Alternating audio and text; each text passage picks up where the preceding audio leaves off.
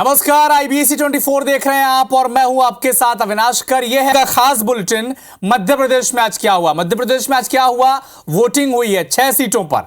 पूरा अपडेट बताएंगे, लेकिन सबसे पहले 7 बजे के साथ बड़ी खबर है।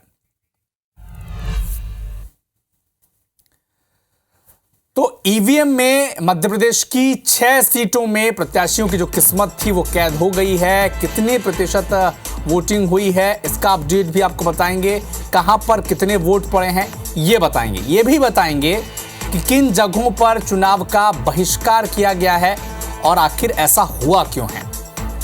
इसके बाद आपको बताएंगे कि खजुराहो के लोकसभा रण में आखिर किसने एंट्री ली है और कैसा रहा वहां पर। अमित शाह ने धुआंधार प्रचार मध्य प्रदेश में किया है। ज्योतिरादित्य सिंधिया के पक्ष में क्या उन्होंने कहा है इसका पूरा अपडेट बताएंगे। सुप्रिया श्रीनेत ने एक बार फिर से केंद्र सरकार पर हमला बोला है। किन बिंदुओं को लेकर सरकार को घेरा है इसका अपडेट भी बताएंगे। साथ ही बताएंगे कि हरदा ब्लास्ट, माफ कीजिएगा, गोदाम ब्लास्ट मामले में एक्शन लिया गया है। 2 लोगों की जो मौत हुई थी उसके बारे में उसके बाद जो कार्रवाई हुई है इसका भी अपडेट आप तक पहुंचाएंगे।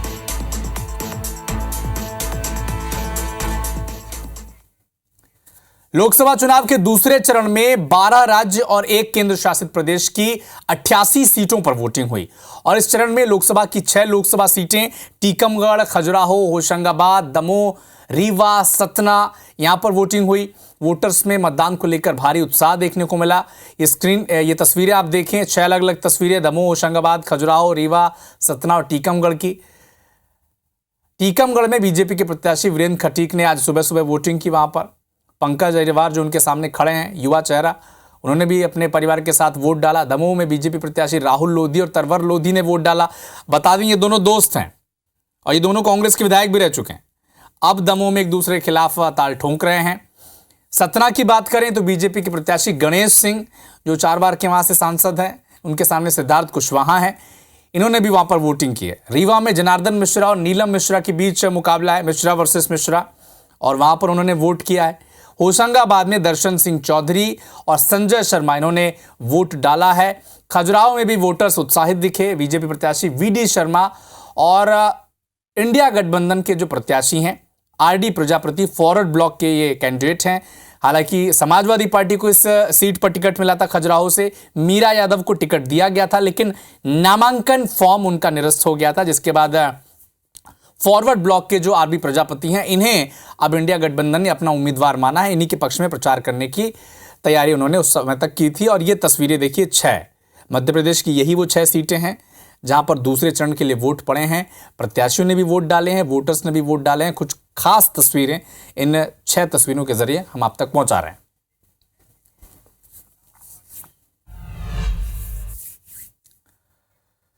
तो दूसरे चरण में 12 राज्य, 1 केंद्र शासित प्रदेश और 88 सीटें, यहां पर आज वोटिंग हुई है। शाम 6 बजे तक मध्य प्रदेश की 6 सीटें इसमें शामिल हैं।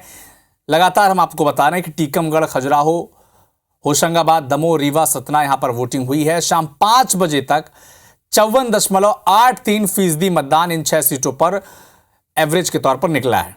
रीवा में 45% वोटिंग हुई है, दमोह में करीब 54% वोटिंग हुई है, सतना में 57% वोटिंग हुई है, टीकमगढ़ में भी 57% वोटिंग हुई है, खजुराहो में 52 करीब 53% वोटिंग हुई है और होशंगाबाद में सबसे अधिक 64% मतदान हुआ है।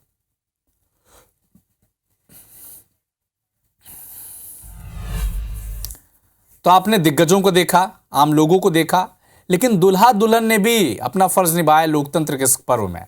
शादी हो रही थी, कईयों की शादी हो चुकी थी, लेकिन वोट करने सभी पहुंचे। ये तस्वीरें देखिए, हरदा की, कटनी की, दमोह की। तो ये तीनों जगह पर आम लोग तो वोट कर ही रहे थे। शादी से पहले और शादी के बाद जिनको जिस वक्त भी समय मिला, दूल्हा दुल्हन वोट करने के लिए पहुंचे हैं।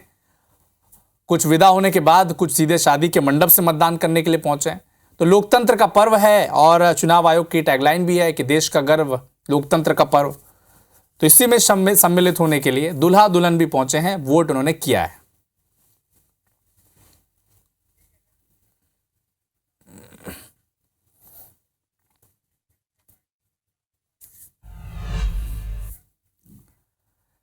तो एक तरफ दूसरे चरण में 88 सीटों पर वोटिंग हो रही थी, लेकिन कुछ जिलों के ग्रामीणों ने इस लोकसभा चुनाव का बहिष्कार किया। दरअसल सिवनी मालवा के ग्राम खल में ग्रामीणों ने खराब सड़क होने के चलते चुनाव का बहिष्कार किया। मौके पर पहुंचे जनपद सीओ और थाना प्रभारी ने ग्रामीणों को समझाइश दी।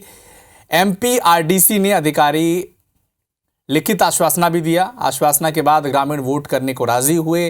रायसेन के उदयपुरा विधानसभा के ग्राम बिसेर में लाइट की समस्या को लेकर ग्रामीणों ने चुनाव का बहिष्कार किया था। तो कहीं खराब सड़क का हवाला दिया, कहीं बिजली की समस्या, कहीं पेयजल की समस्या। यही वो बुनियादी समस्या है जिसकी मांग आम जनता करती है, और ऐसा ना हो तो चुनाव बहिष्कार की नौबत तक आ जाती है। लेकिन प्रशासन ने समझाइश दी है। कुछ लोग वोट करने भी इन जगहों पर पहुंचे हैं।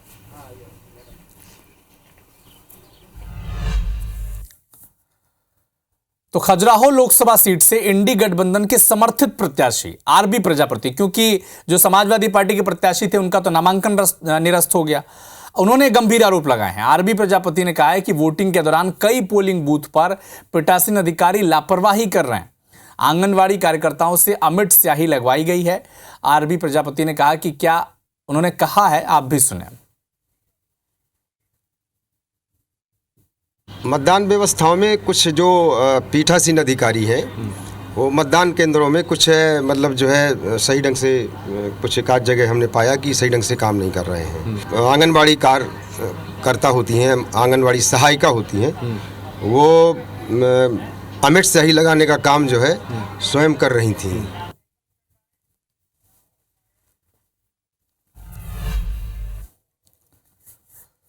केंद्रीय गृह मंत्री अमित शाह ने शुक्रवार को मध्य प्रदेश में धुआंधार प्रचार किया। सबसे पहले गुना संसदीय सीट के पिपरई में विशाल जनसभा को संबोधित किया।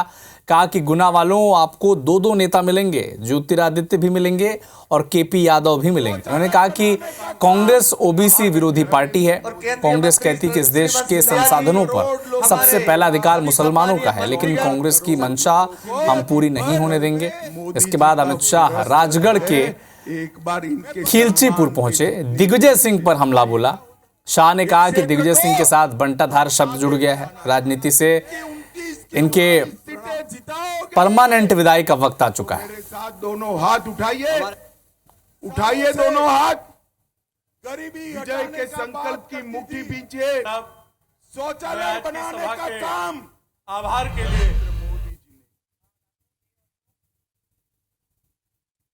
ये कांग्रेस पार्टी ओबीसी विरोधी पार्टी रही।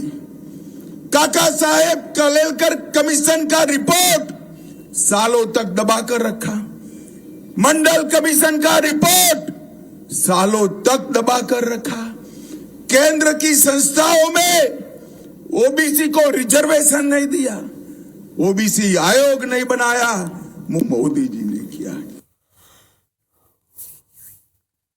मेरी एक रिक्वेस्ट है भाई, राजनीति से उनका परमानेंट विदाई जरूर करो, मगर आशिक का जनाजा है, जरा धूम से निकले, बड़ी लीड से हराई होगा।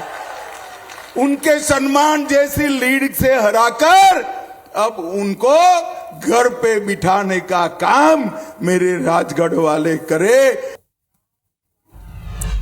अमित शाह कह रहे हैं कि मेरे आशिक का जनाजा है, बड़ा धूम से निकालिए, विदाई सम्मान पूर्वक मिले। ये तंज कसा अमित शाह ने विपक्ष पर। टीकमगढ़ में पूर्व सीएम उमा भारती ने वोट डाला है। वोट डालने के बाद उनसे बातचीत की हमने। क्या कहा उमा भारती ने, सुने आप। मध्य प्रदेश के मुख्यमंत्री उमा भारती जी हमारे साथ में हैं। क्या कहेंगे, इस बार का चुनाव कितना खास है ये देश के लिए? इसमें विपक्ष पूरी तरह से साफ होगा, क्योंकि विपक्ष ने अपनी भूमिका ठीक से नहीं निभाई। मोदी का विरोध करना विपक्ष का काम नहीं है। विपक्ष का काम है विचारों का विरोध करना, नीतियों का विरोध करना। वो नीतिगत विरोध कर ही नहीं सके। वो व्यक्तिगत विरोध पे उतर आए, गाली गलौज पे उतर आए, अपमान पे उतर आए, क्योंकि उनके पास में कुछ नहीं था मोदी जी के खिलाफ। इसलिए ये जो चुनाव है वो बीजेपी को कम से कम 25 साल के लिए स्थायित्व प्रदान करेगा। राम मंदिर बन गया, अब मथुरा या काशी की बारी है।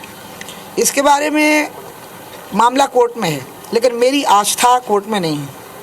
मेरी जो आस्था है ना वो कोर्ट में नहीं है। मैं जन्मना हिंदू हूँ, मेरी माँ हिंदू, मेरे पिता हिंदू, तो मेरी तो आस्था है। लेकिन आज चुनाव का दिन है, आज इस पर चर्चा नहीं करेंगे।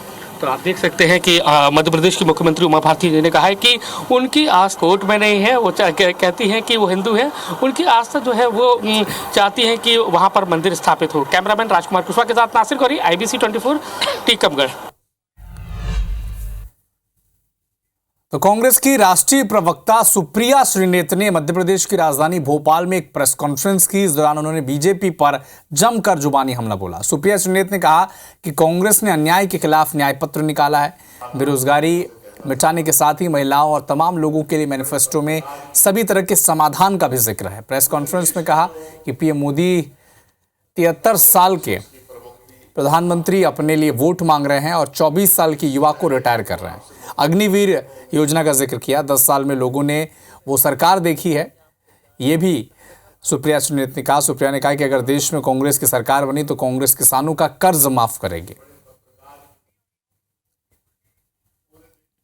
10 साल एक ऐसी सरकार है जिसने हर वर्ग के साथ अन्याय किया।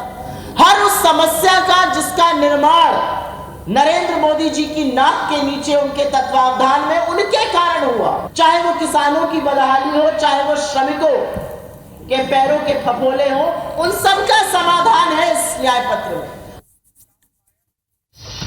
लव जिहाद से जुड़ा एक मामला वहां पर सामने आया है। विशेष समुदाय के युवक ने धर्म परिवर्तन करने का प्रयास किया है।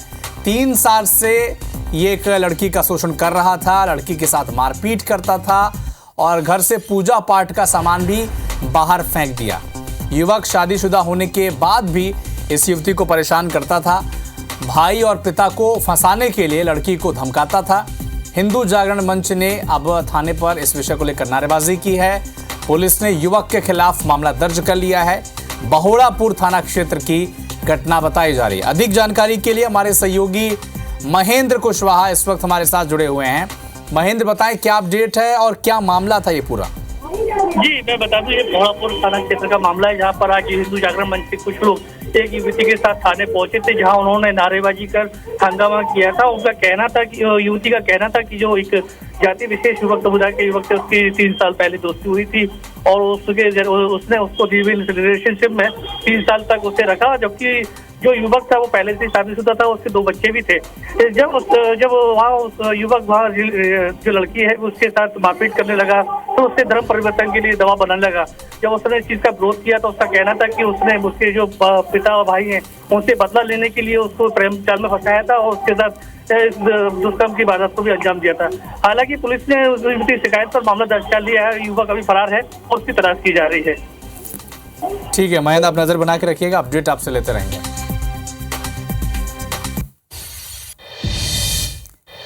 जबलपुर के रजा मेटल एंड स्क्रैप गोदाम में हुए विस्फोट के मामले में प्रशासन ने गोदाम संचालक के खिलाफ एक्शन लिया है। प्रशासन ने आरोपी समीम खान के भाई के मकान पर बुलडोजर चलाते हुए अवैध निर्माण तोड़ दिया। साथ ही आधारतल इलाके के शैफी नगर स्थित आरोपी के भाई के मकान पर भी प्रशासन ने अब बुलडोजर चलाया है। भारी पुलिस बल की मौजूदगी में ये एक्शन लिया गया। साथ ही नगर निगम और प्रशासन की टीम आरोपी के समीम खान के सभी अवैध निर्माणों को चिन्हित कर कार्रवाई करेगी। बता दें कि मामले में एनआईए की टीम ने भी जांच किया है। स्क्रैप गोदाम में ब्लास्ट होने से 2 मजदूरों की मौत हो गई थी। 2 लापता लोगों के परिजन भी गोदाम के बाहर पहुंचे और अपनों की तलाश में भटक रहे हैं। गोहलपुर के अहमदनगर निवासी मोहम्मद खलील और भोला भूमिया स्क्रैप गोदाम में काम करते थे और हादसे के बाद से ही दोनों लापता हैं। दोनों के फ़ोन भी बंद बताए जा रहे हैं। हालांकि अब भी लापता भोला भूमिया के बेटे का डीएनए टेस्ट के लिए सैंपल भेजा गया है और रिपोर्ट के बाद ही आगे की स्थिति स्पष्ट हो पाएगी। ये भी आपको बता दें कि गोदाम के मलबे में 2 लोगों के क्षत विक्षत शव मिले हैं, जिसकी शिनाख्त अभी तक नहीं हो पाई है।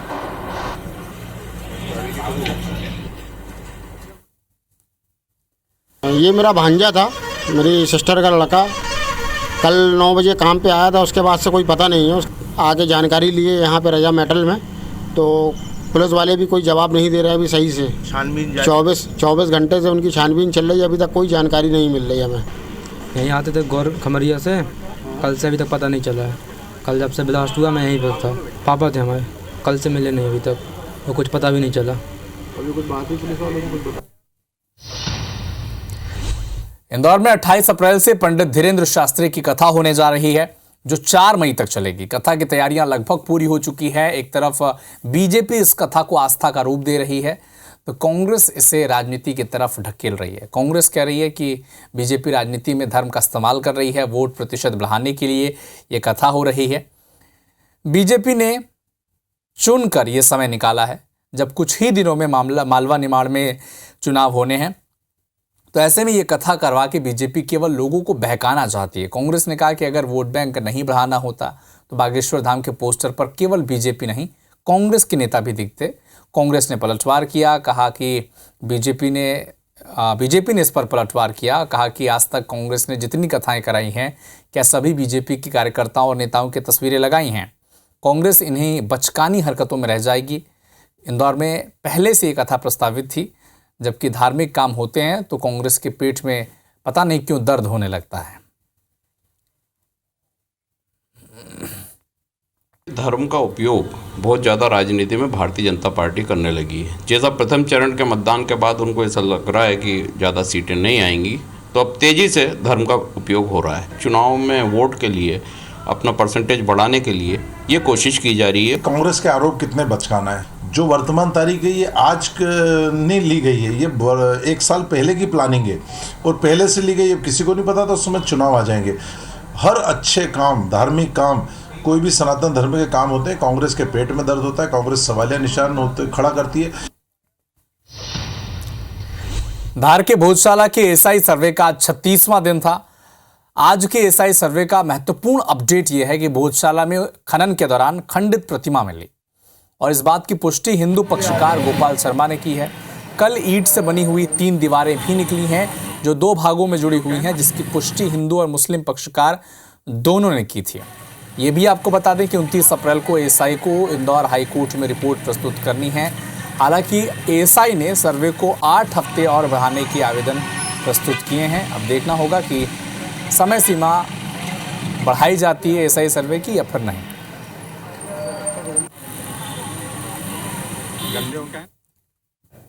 आज गर्भगृह में कार्य हुआ है।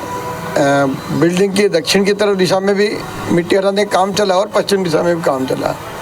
कमाल मौलाना परिसर में वही केमिकल का जो टेस्ट चल रहा है। मिट्टी हटाते समय एक खंडित प्रतिमा का मूर्ति का ऊपर वाला स्वरूप प्राप्त हुआ है।